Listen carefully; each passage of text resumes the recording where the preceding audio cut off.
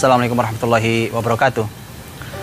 Orang tua wajib mengajarkan kepada anak-anaknya ilmu agama.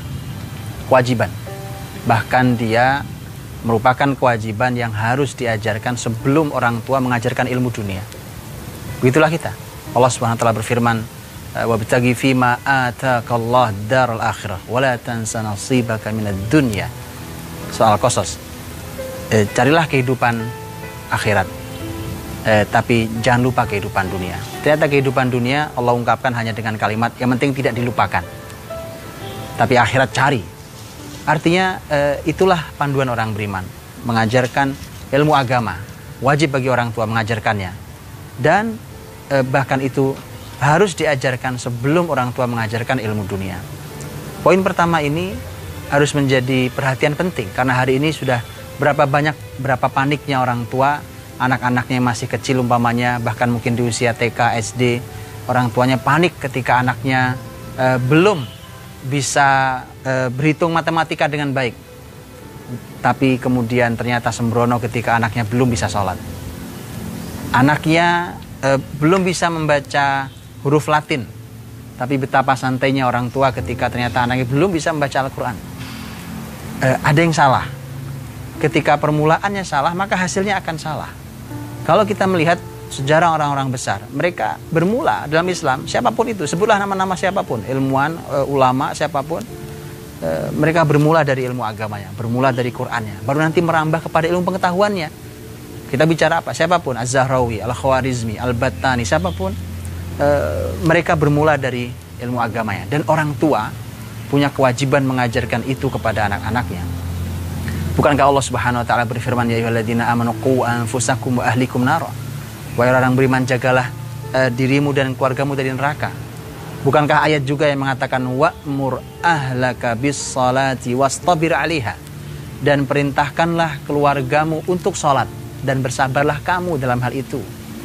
Ayat ini aplikasinya, prakteknya kita lihat di hadis Nabi sallallahu alaihi wasallam. Hadis Nabi sallallahu alaihi wasallam mengatakan, muru auladakum bis salah wahum abna 7 sinin. Perintahkan anakmu salat umur 7 tahun. Wadribuhum 'alaiha wahum abna 10 sinin. Pukul anakmu, tentu dengan pukulan pendidikan. Pukul anakmu dengan pukulan pendidikan di usia 10 tahun kalau belum juga salat. Itu kaidah penting. Artinya menjadi pelajaran mahal.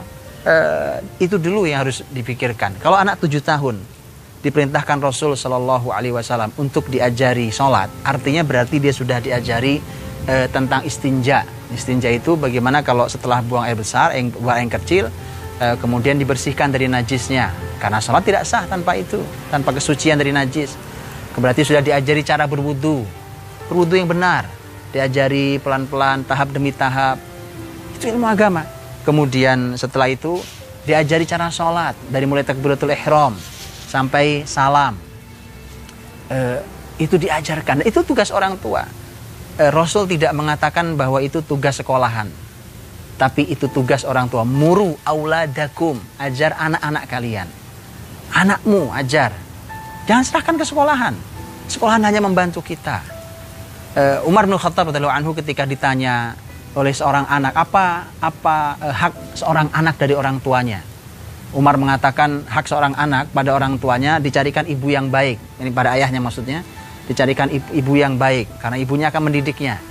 Kemudian diberi nama yang baik dan diajari ayat-ayat Allah Subhanahu wa taala. Quran kita yang ngajarkan. Mengapa harus diserahkan ke orang lain?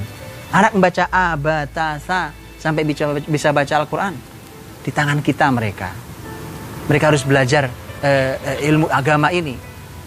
Bahkan kalau kita mau melihat lebih tinggi lagi dalam sejarah kebesaran Islam, ketika keluarga benar-benar keluarga yang istimewa, karenanya lahir anak-anak istimewa dari keluarga-keluarga itu, maka banyak ilmu yang selesai di keluarganya.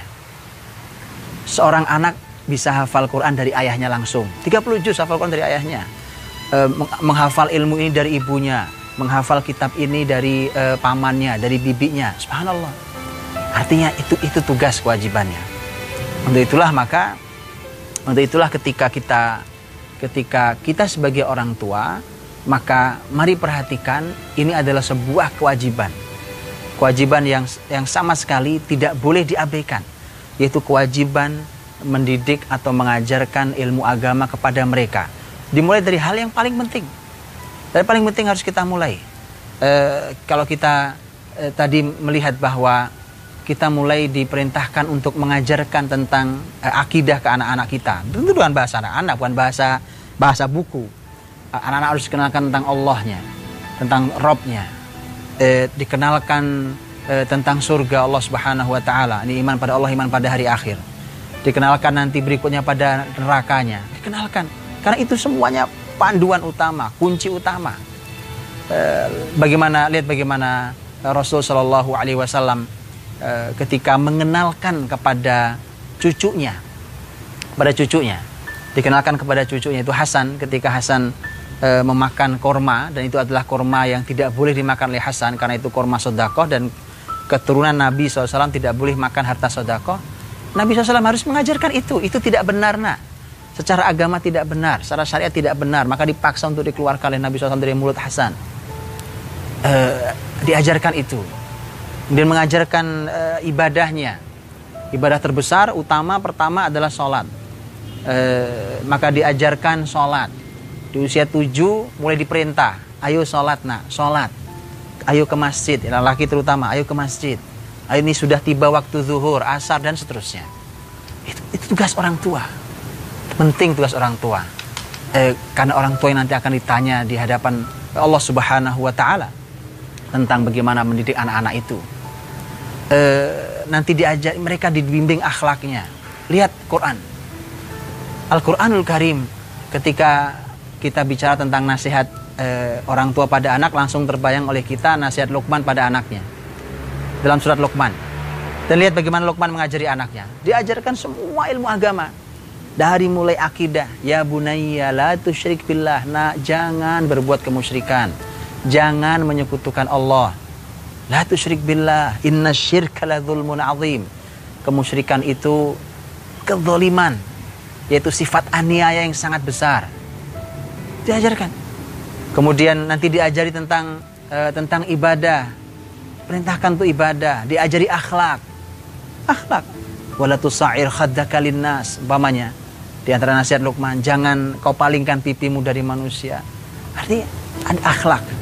Akhlak yang diajarkan kepada seorang anak oleh ayahnya. Quran memberikan potret itu. Dan itu semuanya adalah merupakan peran dan tugas orang tua. Ajari mereka, ajari anak-anak ilmu agamanya, kenalkan dengan Allahnya, kenalkan dengan Rasulnya, sampai mencintainya, kenalkan dengan kitab sucinya, ajarkan kitab sucinya, jaga sholatnya, ibadahnya, ketika tiba puasa-puasanya, ketika seorang anak kecil sudah saatnya, kapan seorang anak kecil harus memakai pakaian yang islami, ajarkan itu, kemudian akhlaknya, jaga akhlaknya, dan seterusnya. Itu adalah tugas orang tua. Nanti ketika sekolah yang tempat di mana mereka belajar membantu kita sebagai orang tuanya, itu benar, itu bagus. Tidak benar ketika orang tua menyerahkan seutuhnya pada sekolahan, karena nanti kita yang ditanya sisi Allah Subhanahu Wa Taala, kitalah orang tuanya, kita akan ditanya di hadapan Allah Subhanahu Wa Taala. Jadi ajari tentang agamanya, ilmu-ilmu agamanya, bekali mereka dengan bekal yang baik dan cukup. Baru selanjutnya nanti kita ajarkan ilmu-ilmu dunianya, karena dunia hanya untuk tidak dilupakan, sementara akhirat harus dikejar, dicari betul. Mudah-mudahan Allah Subhanahu Wa Taala memberikan kepada kita generasi yang mengenal agamanya. Setidaknya kalau kita meninggal, siapa yang akan mendoakan kita? Nabi menyebut amal yang tidak pernah putus diantaranya adalah waladun salihun yad'ulah, anak soleh yang bisa berdoa buat kita, untuk kita, bukan orang lain, anak kita sendiri yang berdoa untuk kita. Ini semua adalah anak yang mengerti ilmu agamanya, yang paham betul agamanya. Mudah-mudahan Allah kabulkan permintaan kita bahwa kita diberikan anak yang soleh dan solehah. Wallahu ta'ala alam bisawab. Assalamualaikum warahmatullahi wabarakatuh.